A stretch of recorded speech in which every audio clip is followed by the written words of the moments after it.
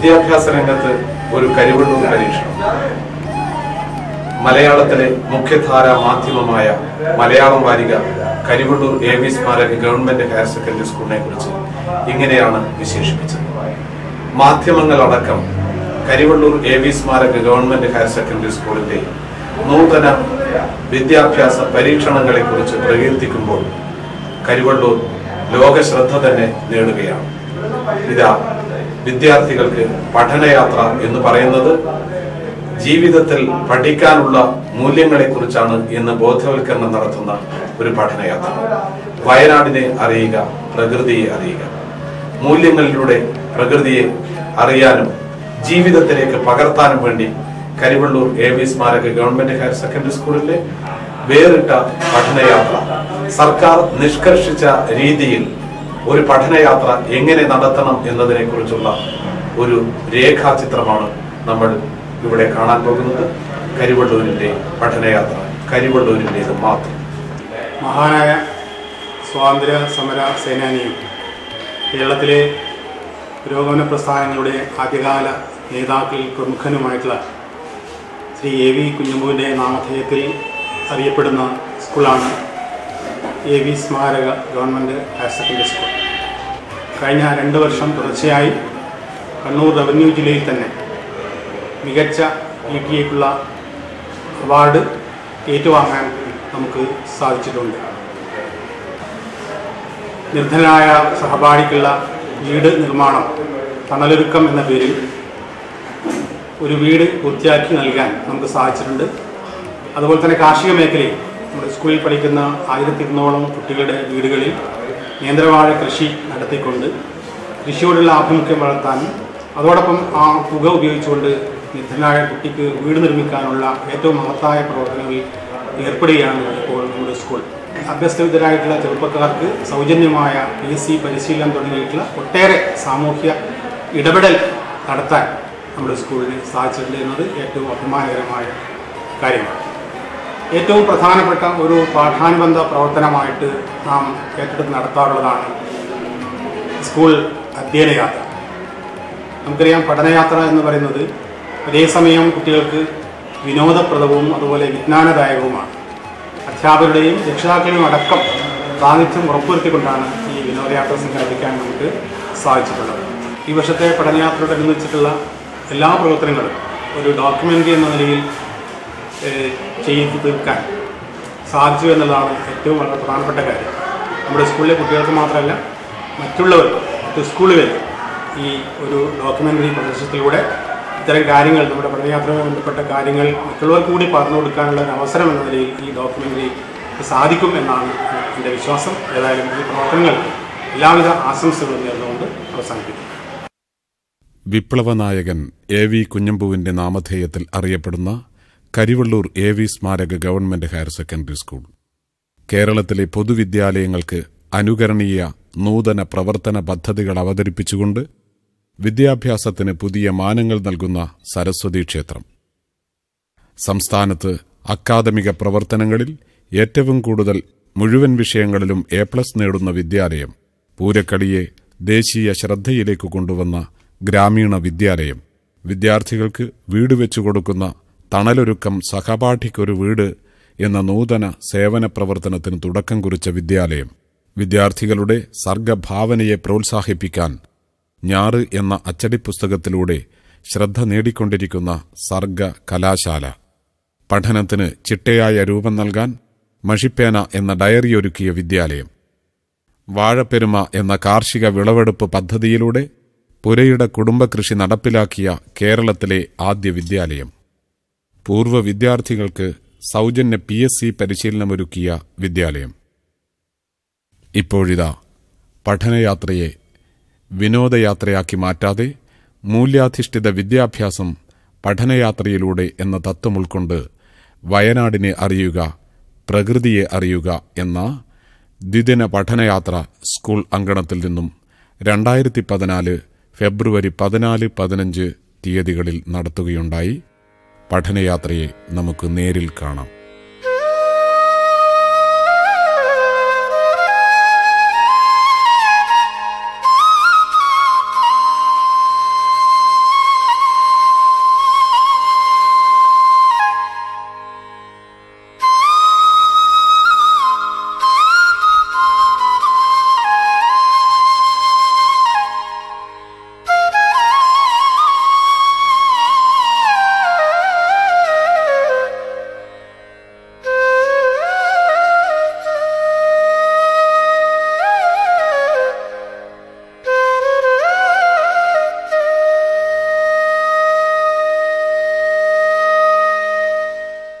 പഠനയാത്രയിൽ യാത്രാവിവരണത്തിൽ 1ാം സമ്മാനം നേടിയ അഞ്ജലി രമേശിന്റെ യാത്രാവിവരണക്കുറിപ്പിലൂടെ നമുക്ക് പഠനയാത്രയുടെ ആരംഭം എങ്ങനെയെന്ന് കാണാം.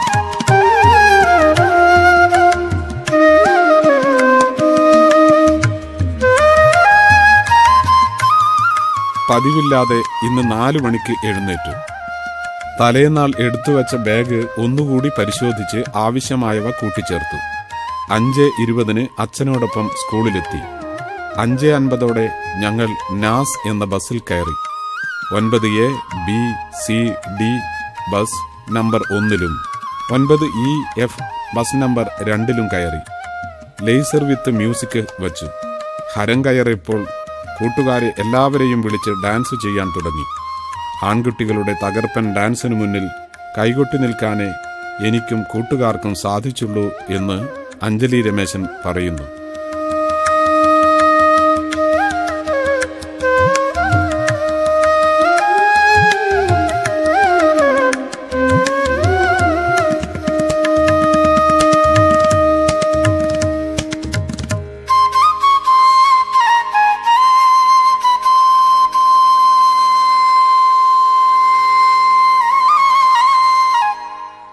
ഫെബ്രുവരി 14 രാവിലെ 10:15 ഞങ്ങൾ തട്ടുകളായി തിരിച്ച നോക്കെത്താ ദൂരത്തോളം പരന്നുകിടക്കുന്ന തേയിലത്തോട്ടത്തിലെത്തി. അവിടെ എത്തിയതു മുതൽ കണ്ണുകൾക്ക് വിശ്രമമില്ലായിരുന്നു. ഇരുവശത്തേക്കും നോക്കി കാഴ്ചകൾ കാണുന്നതിനിടെ തേയിലച്ചെടിയുടെ പൂവ് എന്നെ വല്ലാതെ ആകർഷിച്ചു. മണമില്ലെങ്കിൽ പോലും അതിന് സമാധാനം പരത്തുന്ന പരിശുദ്ധിയുടെ തൂവെള്ള നിറം ഉണ്ടായിരുന്നു. മഞ്ഞ പൂമ്പൊടികളുള്ള ആ പൂവിനെ തിരിച്ചും മറിച്ചും നോക്കുന്നതിനിടയിൽ വയനാട്ടിൽ വെച്ച് എന്റെ സുഹൃത്ത് രഞ്ജിത്തിനെ കണ്ടുമുട്ടിയത് തികച്ചും ആകസ്മികം തന്നെ.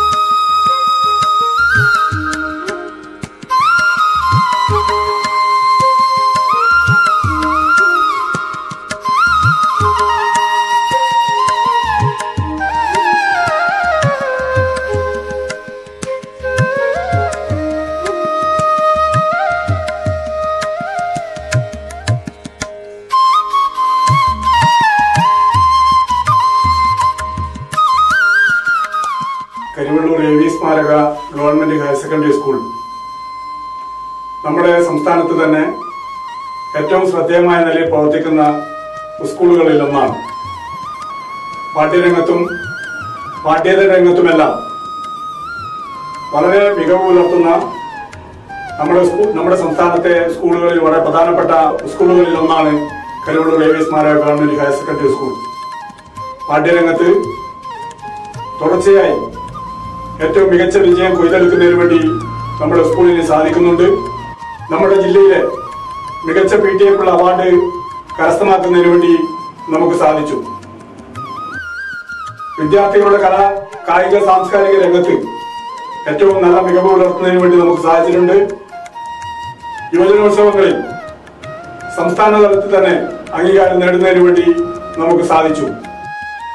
ആ തരത്തിൽ തന്നെ വളരെ മികവുറ്റ ശ്രദ്ധേയമായിട്ടുള്ള മറ്റൊരു പ്രവർത്തനമാണ് വിദ്യാർത്ഥികളുടെ ഈ പഠനയാത്ര. വയനാടിനെ അറിയുക എന്ന നിലയിൽ വയനാട്ടിലേക്കാണ് നമ്മുടെ ഈ വർഷത്തെ പഠനയാത്ര സംഘടിപ്പിച്ചിട്ടുള്ളത്. തീർച്ചയായും വയനാട്ടിലെ ചരിത്രവും അതേപോലെ തന്നെ കാർഷിക ജൈവ വൈവിധ്യവും ജനങ്ങളുടെ ജീവിത രീതിയുമെല്ലാം തൊട്ടറിയാനും ആസ്വദിക്കാനും ഈ പഠനയാത്രയിലൂടെ നമുക്ക് സാധിക്കും എന്ന കാര്യത്തിൽ തർക്കമില്ല.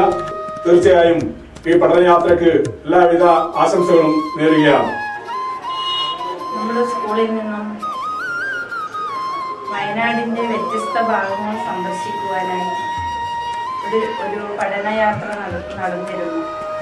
വയനാടിന്റെ ഭംഗി ആസ്വദിക്കുക എന്നതിനപ്പുറം ചരിത്രപരമായും സാമൂഹ്യപരമായും പ്രാധാന്യമുള്ള സ്ഥലങ്ങൾ സന്ദർശിക്കുകയും അവയെ മനസ്സിലാക്കുവാനും കുട്ടികൾക്ക് സാധിച്ചിട്ടുണ്ട്.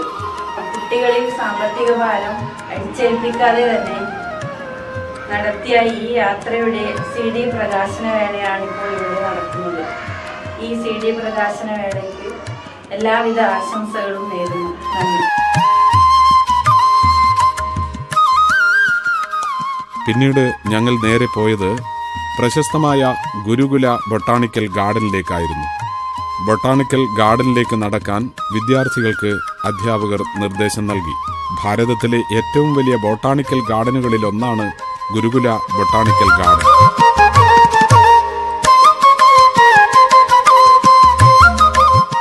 ഇതാണ് ഗുരുകുല ബൊട്ടാണിക്കൽ ഗാർഡനിലേക്ക് പ്രകൃതിയുടെ പരസ്യഫലകമായ കല്ലിൽ കൊത്തിയ പരസ്യ കവാടം. ചന്ദ്രൻ മാഷും കുട്ടികളും വരിവരിയായി വയനാട്ടിലെ ഗുരുകുല ബൊട്ടാണിക്കൽ ഗാർഡനിലേക്ക് യാത്ര തിരിച്ചു.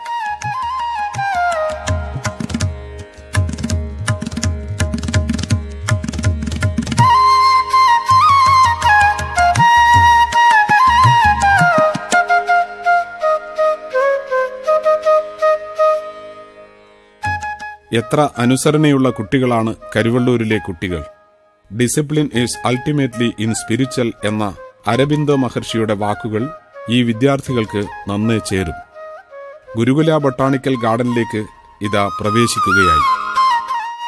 സ്വാഗതം. ദൂരെ നീല നിറത്തിൽ കാണുന്നത് സ്വാഗതം എന്നെഴുതിയ ബോർഡാണ്. അനുവാദം കൂടാതെ തോട്ടത്തിൽ പ്രവേശനമില്ല. തോട്ടം കാണുന്നതിനു വേണ്ടി വീട്ടിൽ അന്വേഷിക്കുക. സന്ദർശന സമയം 8 മുതൽ വൈകുന്നേരം 5 മണി വരെ. വിശേഷ ദിവസങ്ങളിലും ഞായറാഴ്ചകളിലും ഒഴിവ്.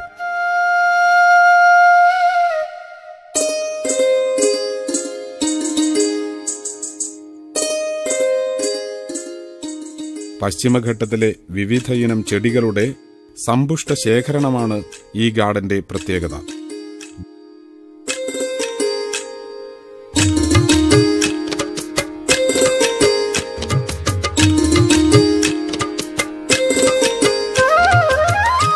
വയനാട്ടിലെ പെരിയയിലുള്ള ഈ ഗാർഡൻ തിങ്കൾ മുതൽ ശനി വരെ രാവിലെ 8 മുതൽ വൈകുന്നേരം 4 മണിവരെയാണ് പ്രവർത്തിക്കുന്നത്. ഒരു വർഷം ശരാശരി വടക്കൻ കേരളത്തിൽ നിന്നു മാത്രം 5000-ഓളം പേർ ഇവിടെ സന്ദർശിക്കാറുണ്ട്. ആകെ 70,000 പേർ വർഷത്തിൽ സന്ദർശിക്കുന്നു.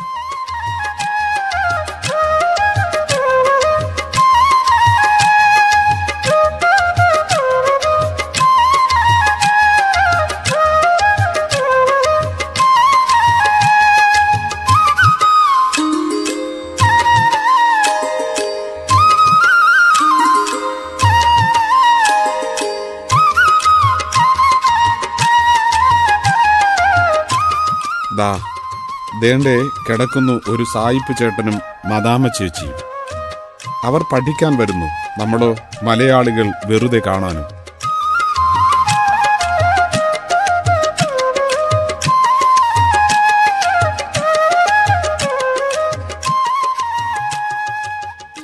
ഇവിടെ അനുഭവപ്പെടുന്ന ഈ പ്രശാന്തിയും കുളിർമയും സൂക്ഷ്മതരമായ ഒരു തുണ്ട് മഴക്കാടിൻ്റെതാണ്. മഴക്കാട് കരയിലെ ഏറ്റവും പഴക്കമുള്ള, ഏറ്റവും സമ്പന്നമായ, വൈവിധ്യമുള്ള, സങ്കീർണമായ ജൈവ സമൂഹം.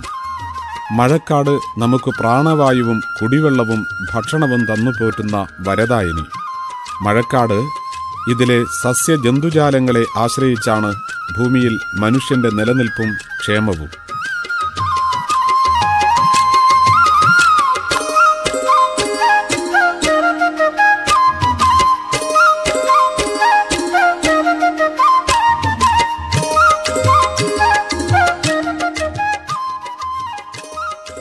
ഗുരുകുല ബൊട്ടാണിക്കൽ ഗാർഡൻസിൽ ഓർക്കിഡുകളുടെ സുന്ദര ലോകവുമാണ്.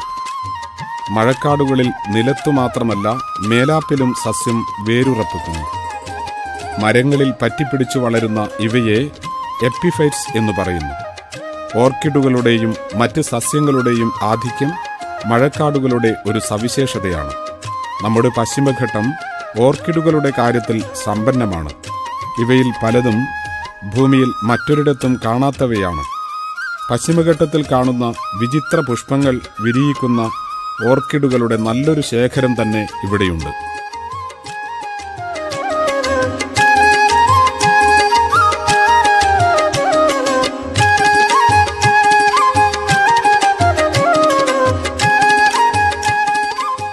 ചെടികൾ ജീവന്റെ അടിസ്ഥാനം. സൗരോർജം ഭക്ഷണമാക്കി മാറ്റാൻ കഴിവുള്ള ഹരിതസസ്യം. പ്രകൃതിയിലെ ഏറ്റവും വലിയ അത്ഭുതമത്രേ ചെടികൾ. സസ്യങ്ങൾ നിർമ്മിച്ച ഭക്ഷണം കഴിച്ചാണ് മനുഷ്യനടക്കം സകല മൃഗങ്ങളും ജീവിക്കുന്നത്.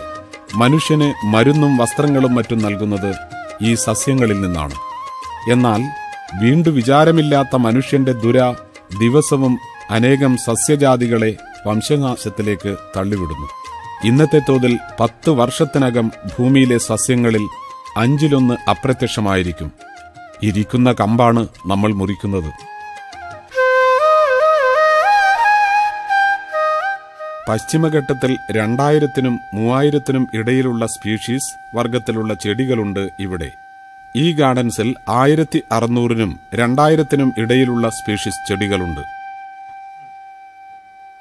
പുരാതന സസ്യങ്ങൾ, പായലുകൾ, പന്നൽ ചെടികൾ മുതലായവയാണ് ഈ ഭാഗത്ത് അധികമായി കാണുന്നത്. 50 കോടി വർഷങ്ങൾക്കപ്പുറം ഭൂമുഖത്ത് ഇങ്ങനെയുള്ള പുഷ്പിക്കാത്ത സസ്യങ്ങളെ ഉണ്ടായിരുന്നുള്ളൂ.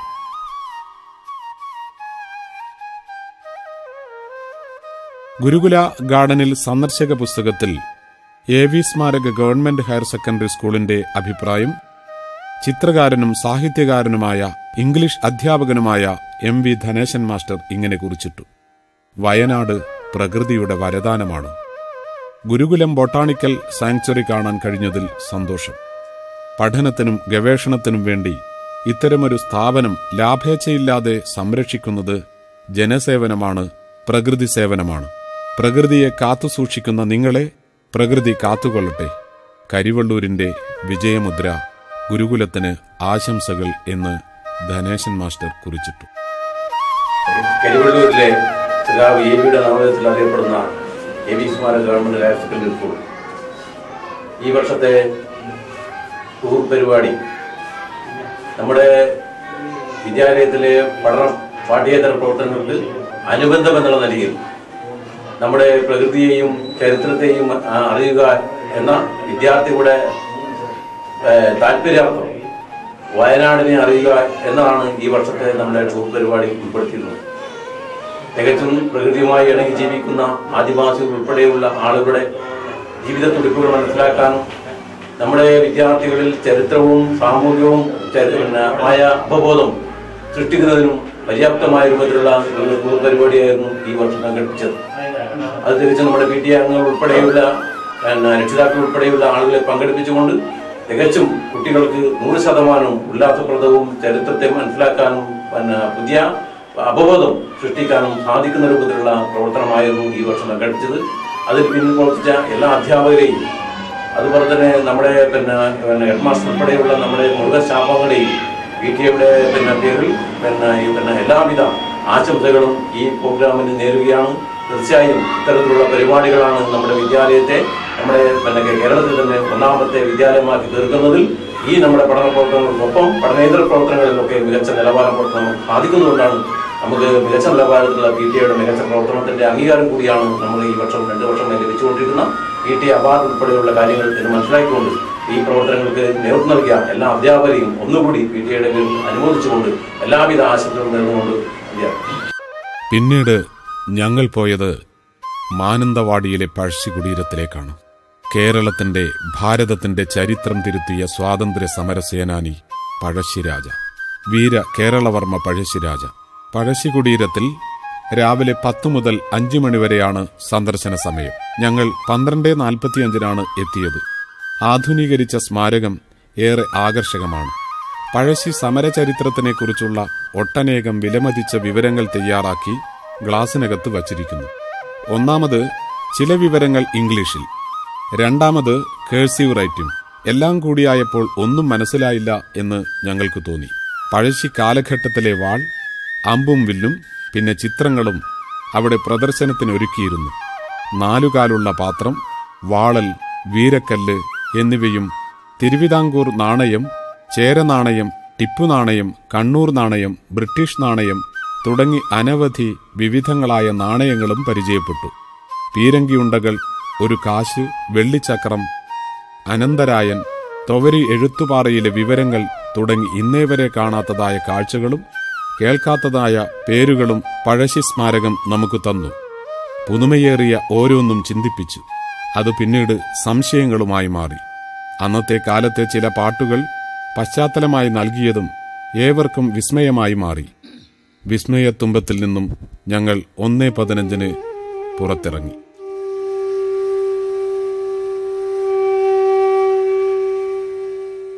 ഏകദേശം 2 മണിയോടെ ഞങ്ങൾ കുറുവ ദ്വീപിനടുത്തെത്തി. ഉച്ചഭക്ഷണത്തിനുള്ള സമയം പണ്ടേ കഴിഞ്ഞിരുന്നു. വിശന്ന് വയറ്റിൽ നിന്നും കരിഞ്ഞ മണം വയനാടിന്റെ തണുപ്പിൽ അലിഞ്ഞു ചേർന്നിട്ടുണ്ടാവും. തനി നാടൻ ഭക്ഷണം മതി എന്ന തീരുമാനം പഠനയാത്രയുടെ മൂല്യങ്ങളിലൊന്നായിരുന്നു.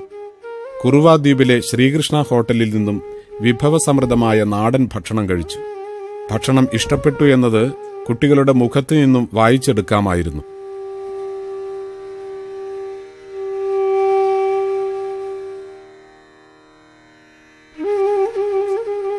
നല്ല കുത്തരി ചോറ്, സാമ്പാർ, അച്ചാർ, പുളിശ്ശേരി, പപ്പടം, പിന്നെ പായസവും.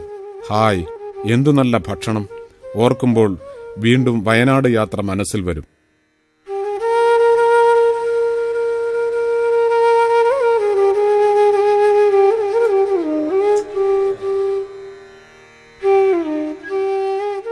ഭക്ഷണം ആദ്യം കിട്ടിയവരെ നോക്കി കിട്ടാത്തവർ വീർപ്പുമുട്ടുന്നുണ്ടായിരുന്നു. അല്ലെങ്കിലും വിശക്കുമ്പോഴാണല്ലോ ഭക്ഷണത്തിന്റെ വിലയറിയുന്നത്.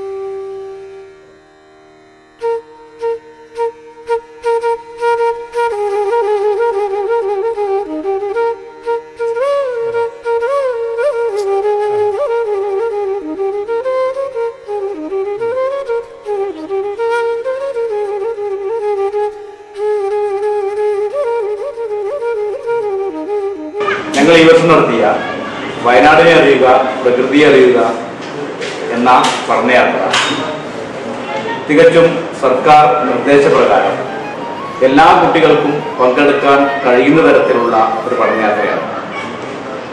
ചരിത്ര പ്രാധാന്യമുള്ള വയനാട്ടിലെ മിക്ക പ്രദേശങ്ങളും സന്ദർശിക്കുവാൻ ഈ യാത്രകൾ സാധിക്കും. അതിലുപരിയായിട്ട് നമ്മിൽ നിന്ന് അകന്നുകൊണ്ടിരിക്കുന്ന നമ്മുടെ പ്രകൃതിയെ അടുത്തറിയാനും സഹായിച്ചു. തീർച്ചയായിട്ടും എന്തുകൊണ്ടും അനുകരണീയമായ ഒരു യാത്രയാണ് ഇത് എന്ന് നിസ്സംശയം പറയാം. ഈ യാത്രയ്ക്ക് എല്ലാവിധ ആശംസകളും. കുറുവ ദ്വീപ്. കുറുവ ദ്വീപിലെ പ്രവർത്തന സമയം രാവിലെ 9 മണി മുതൽ വൈകുന്നേരം 3:30 വരെയാണ്. നടന്ന് കബനിപ്പുഴയുടെ കരയിലെത്തി. തൃശ്ശിലേരി ഒണ്ടയങ്ങാടി വന്ന് കുറുക്കൻമൂല വഴി, അതുപോലെ കാട്ടിക്കുളം RTO ചെക്ക് പോസ്റ്റ് താണ്ടി നേരെ മൈസൂർ റോഡിൽ 1 കിലോമീറ്റർ കഴിഞ്ഞ് വലത്തു തിരിഞ്ഞാൽ കുറുവ ദ്വീപിലെത്തി.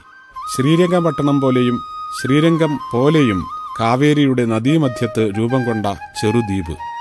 ചരിത്രമുറങ്ങുന്ന പാക്കം പ്രദേശം ഇതിനടുത്താണ്. പാക്കം ഭാഗത്ത് ശക്തരായിരുന്ന കുറുവ സമൂഹം യുദ്ധങ്ങളെ തുടർന്ന് ഈ ദ്വീപിൽ അഭയം പ്രാപിക്കുകയും പിന്നീട് അവിടെ നിന്നും തുരത്തിയോടിക്കപ്പെടുകയും ചെയ്യുന്നു. അങ്ങനെ അതിന് കുറുവ ദ്വീപ് എന്നറിയപ്പെടുകയും ചെയ്തു. നദീതുരുത്തിന്റെ മാസ്മരികതയും വശ്യതയും പ്രകൃതി സല്ലാപവും സ്നാനവും ചങ്ങാടയാത്രയുമൊക്കെ ആരെയും കുറുവ ദ്വീപിനെ ഹരം പിടിപ്പിക്കുന്നതാണ്. കർണാടക അതിർത്തി ആരംഭത്തിൽ നിന്നാണ് കുറുവ ദ്വീപ് ആരംഭിക്കുന്നത്. കരയോട് ചേർന്ന് അവിടെ ഒരു ചങ്ങാടം ഉണ്ടായിരുന്നു. വലിയ ആ ചങ്ങാടം തടിയൻ മുളകൾ കൊണ്ടുണ്ടാക്കിയവയാണെന്ന് മനസ്സിലായി. നിരനിരയായി അന്യോന്യം നോക്കിയിരുന്ന് കബനിപ്പുഴയിലൂടെ ചങ്ങാടത്തിൽ ഇരുന്നുകൊണ്ട് യാത്ര ചെയ്തു. യാത്രയുടെ ആസ്വാദ്യതയിൽ മുഴുകിയതിനാൽ മറുകര എത്തിയത് അറിഞ്ഞതേയില്ല.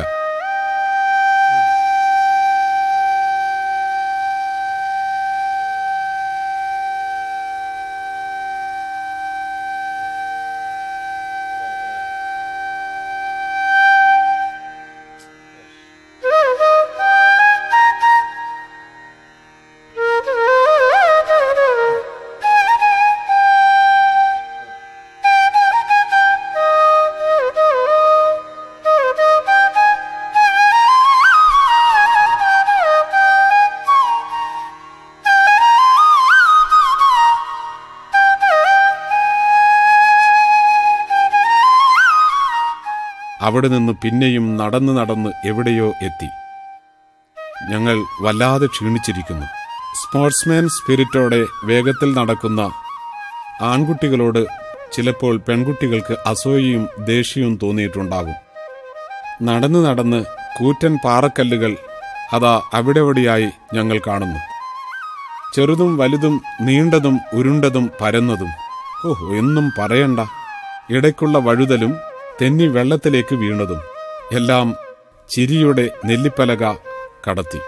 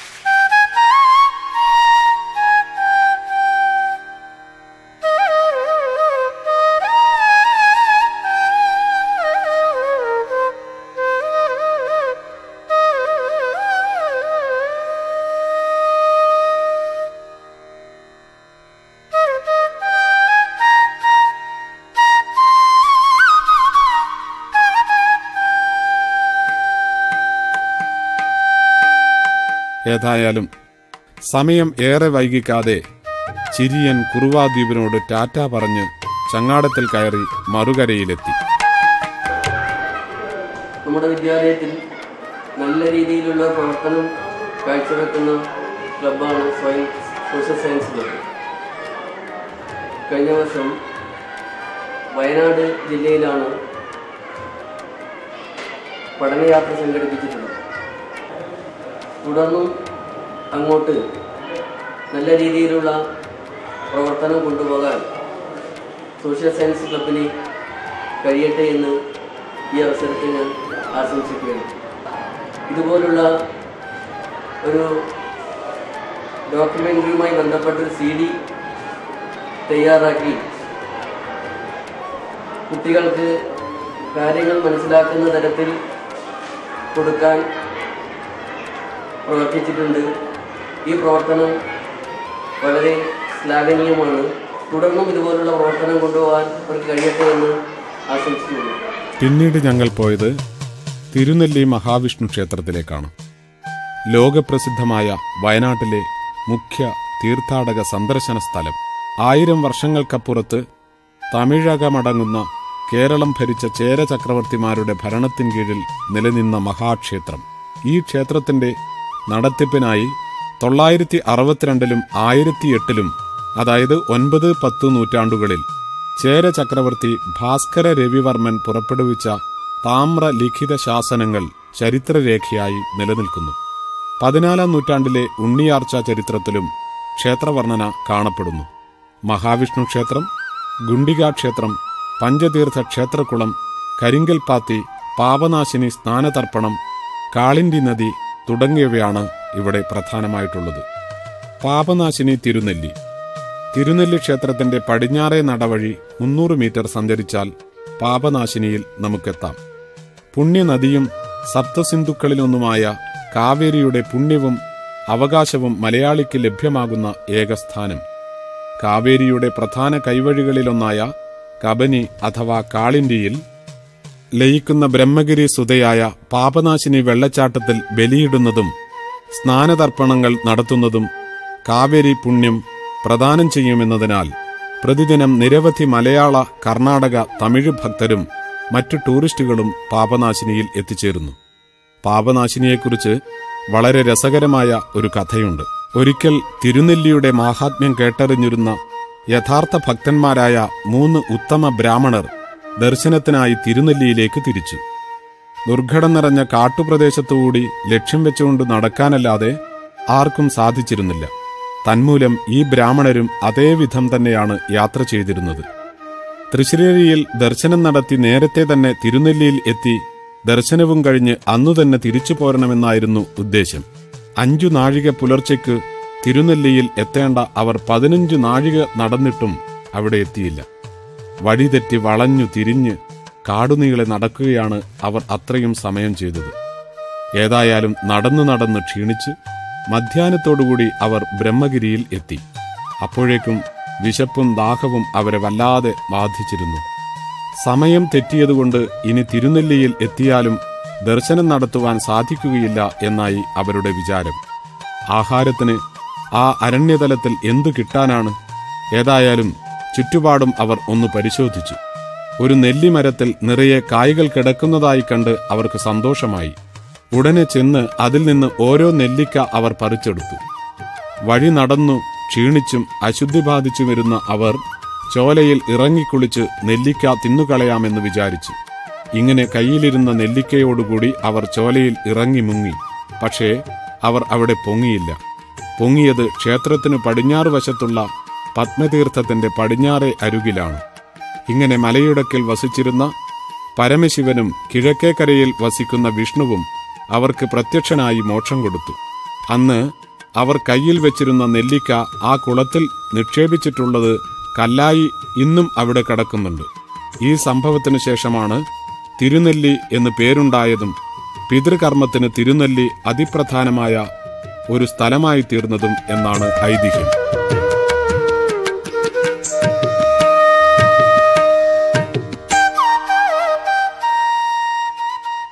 പിന്നെ ഞങ്ങൾ പോയത് ബാണാസുരസാഗർ അണക്കെട്ടിലേക്കാണ്. കബനി നദിയുടെ ശാഖയായ കരമൻതോടിൽ സ്ഥിതി ചെയ്യുന്നു ബാണാസുരസാഗർ അണക്കെട്ട്. 1979 നിർമ്മിച്ചത്. കക്കയം ജലവൈദ്യുത പദ്ധതിക്കും കുടിവെള്ള ആവശ്യത്തിനും വേണ്ടിയുള്ള അണക്കെട്ട്. ഇന്ത്യയിലെ ഏറ്റവും വലിയ മൺചിറ അണക്കെട്ട്. ഏഷ്യയിൽ വലിപ്പത്തിൽ 2ാം സ്ഥാനം. ഇനി ആരാണീ ബാണാസുരൻ? നമ്മുടെ മഹാബലി ചക്രവർത്തിയുടെ മകനാണ് ബാണാസുരൻ. അങ്ങനെ മഹാബലി അണക്കെട്ട് എന്ന് പേരിടാതെ ബാണാസുരൻ എന്ന് പശ്ചിമഘട്ടത്തിലെ ഈ അണക്കെട്ടിന് പേരിട്ടിരിക്കുന്നു. ബാണാസുര സാഗറിലേക്ക് എത്തേണ്ട വഴി പറഞ്ഞില്ലല്ലോ. പൊഴുതനേക്കും പടിഞ്ഞാറേക്കുമിടയിൽ ഇടത്തോട്ട് തിരിഞ്ഞാൽ 15 കിലോമീറ്റർ സഞ്ചരിക്കുമ്പോൾ ബാണാസുര സാഗറിൽ എത്തും. അവിടെ എത്തേണ്ട പ്രവർത്തന സമയം രാവിലെ 8:30 വൈകുന്നേരം 5:30 ഇടയിലാണ്. ഇന്ത്യയിലെ ഏറ്റവും വലിയ മൺചിറ അണക്കെട്ടാണെന്ന് പറഞ്ഞല്ലോ. 25ഓളം കുഞ്ഞു ദ്വീപുകളെ മടിയിലേറ്റി ബാണാസുര മലകൾക്കു കീഴെ മലർന്നുകിടക്കുന്ന ഈ നീലത്തടാകത്തിലൂടെയുള്ള ബോട്ട് സവാരി ഒരു ഹരം തന്നെയാണ്. വയനാട്ടിലെ പ്രധാന മലനിരകളെല്ലാം സന്ദർശിക്കാവുന്ന ഈ സ്ഥലം അവിസ്മരണീയമായ ഒരു ദൃശ്യ വിരുന്നൊരുക്കുന്നു.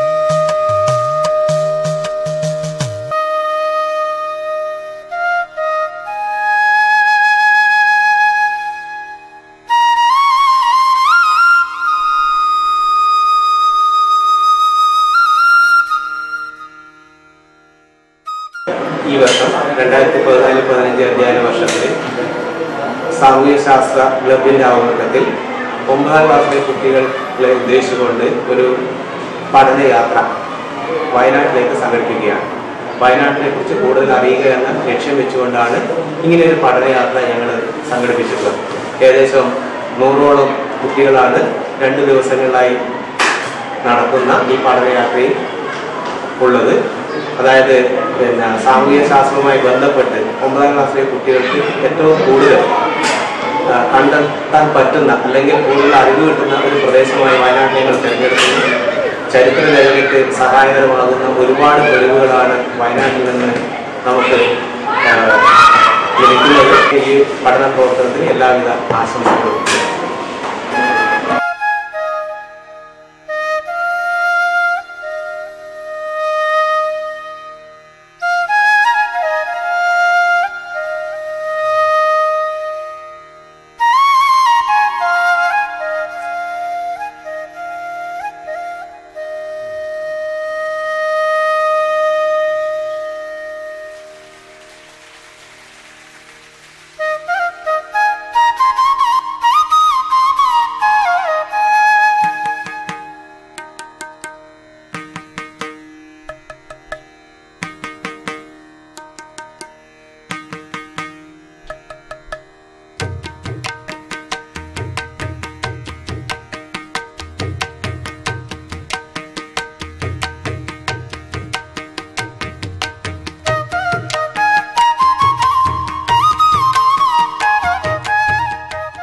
വടുവഞ്ചാൽ ഊട്ടി റോഡിൽ ചിത്രഗിരിയിൽ വണ്ടി നിർത്തി 2 കിലോമീറ്റർ ദൂരമുള്ള ഇവിടേക്ക് പകുതി ദൂരം കുത്തനെയുള്ളതും സാഹസികത നിറഞ്ഞതുമാണ്.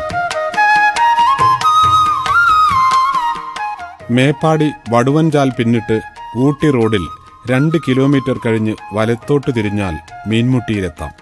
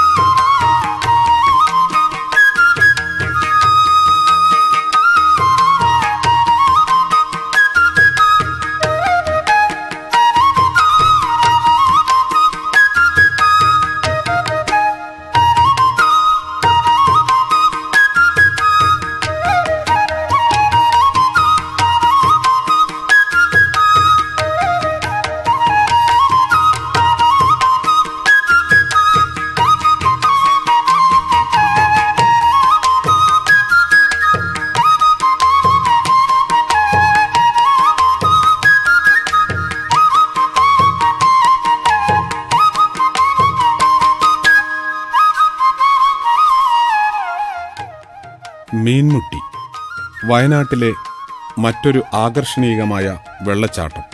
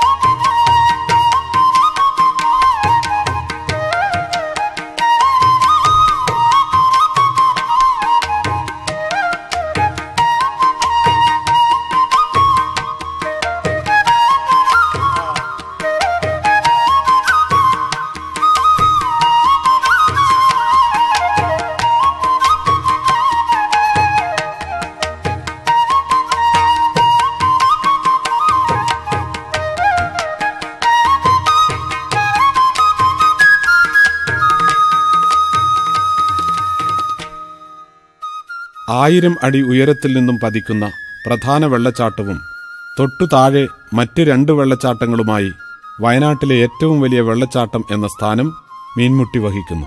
അതായത് 700 അടി ഉയരം.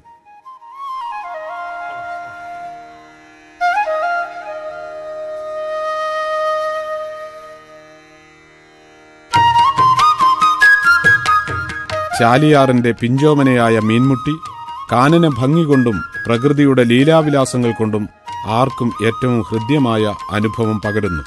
വർഷകാലം അതിഭയാനകമാണ് മീൻമുട്ടിയിലെ വെള്ളച്ചാട്ടം.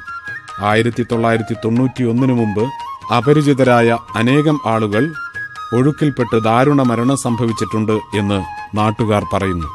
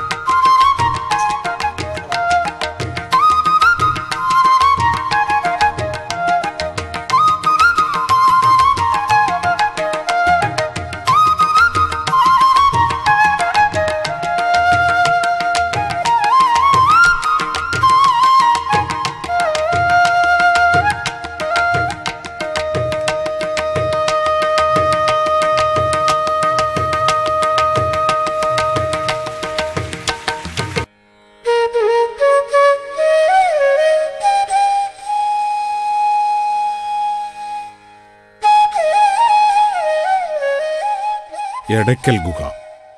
വയനാട് ജില്ലയിലെ അമ്പുകുത്തി മലയിലാണ് സമുദ്രനിരപ്പിൽ നിന്നും 4000 അടി ഉയരത്തിൽ സ്ഥിതി ചെയ്യുന്ന എടക്കൽ ഗുഹ. എടക്കൽ എന്ന വാക്കിന് എടയിലെ കല്ല് എന്ന് അർത്ഥം കൽപ്പിക്കാം. 96 അടി നീളവും 20 മുതൽ 22 അടി വീതിയുമുള്ള കൽവിടവിൽ ഭീമാകാരമായ ഒരു പാറ വീണ് രൂപപ്പെട്ടതാണ് ഈ സങ്കേതം. തെക്കുഭാഗത്തെ തുറന്ന മേൽക്കൂരയിലൂടെ ഗുഹയിൽ ആവശ്യമായ വെളിച്ചം ലഭിക്കുന്നു. ഇരുഭിത്തികളിലുമായി ഏകദേശം 500 ചതുരശ്ര അടി വിസ്തൃതിയിൽ വ്യാപിച്ചു കിടക്കുകയാണ് ഇവിടുത്തെ ചിത്രങ്ങൾ. അന്നത്തെ British Malabar police സൂപ്രണ്ടായ F ഫോസ്റ്റ് 1901 Indian ആന്റിക്വറി എന്ന പത്രികയിൽ പ്രസിദ്ധീകരിച്ച സചിത്ര ലേഖനത്തിലൂടെയാണ് എടക്കൽ ചിത്രങ്ങളെക്കുറിച്ച് ലോകമറിയുന്നത്. നായാട്ടിനിടെ ആകസ്മികമായി ലഭിച്ച കന്മഴുവാണ് എടക്കൽ ചിത്രങ്ങളുടെ കണ്ടെത്തലിലേക്ക് അദ്ദേഹത്തെ നയിച്ചത്.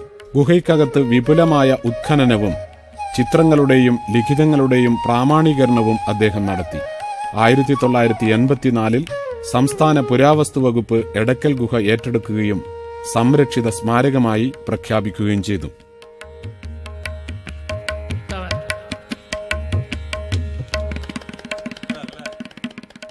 എടക്കൽ ഗുഹയിൽ എങ്ങനെ എത്താം? അമ്പലവയൽ കൊളകപ്പാറ റൂട്ടിൽ 1000 കൊല്ലിയിൽ വലത്തോട്ട് തിരിയുക. മറ്റൊരു വഴി ബത്തേരി കൽപ്പറ്റ റോഡിൽ കൊളകപ്പാറ ജംഗ്ഷനിൽ ഇടത്തോട്ട് തിരിഞ്ഞ് അമ്പലവയൽ റോഡിൽ 1000 കൊല്ലിയിൽ ഇടത്തു തിരിയുക. വയനാട്ടിലെ എടക്കൽ ഗുഹയെപ്പറ്റി അധികം പറയേണ്ടതില്ല. അത്രമാത്രം പ്രശസ്തവും അറിവുള്ളതുമാണ് അവിടം. 8000 വർഷങ്ങൾ പഴക്കമുള്ള പ്രാചീന ശിലാലിഖിതങ്ങളാണ് മുഖ്യം. രണ്ടായി പിളർന്നു നിൽക്കുന്ന ഭീമാകാരങ്ങളായ പാറകൾക്കിടയിലൂടെ കുട പോലെ മൂടി നിൽക്കുന്ന മറ്റൊരു പാറ ചേർന്നുണ്ടായ കല്ലുകൾക്കിടയിലെ ഇടയ്ക്കൽ വിശാലമായ ഗുഹ. അങ്ങനെയാണ് ഇടയ്ക്കൽ. കൃഷ്ണനെ ഇത് അമ്പുകൊണ്ട് പൊട്ടിപ്പിളർന്നതാണ് ഈ പാറ എന്ന ഒരു ഐതിഹ്യത്തിന്റെ പേരിൽ ഇടയ്ക്കൽ ഗുഹ നിൽക്കുന്ന മല അമ്പൂത്തിമല എന്നറിയപ്പെടുന്നു. മലമുകളിലുള്ള യാത്ര അത്യന്തം സാഹസികമാണെങ്കിൽ കൂടി അവിടെ നിന്നുള്ള ദൃശ്യഭംഗി അവിസ്മരണീയം തന്നെയാണ്.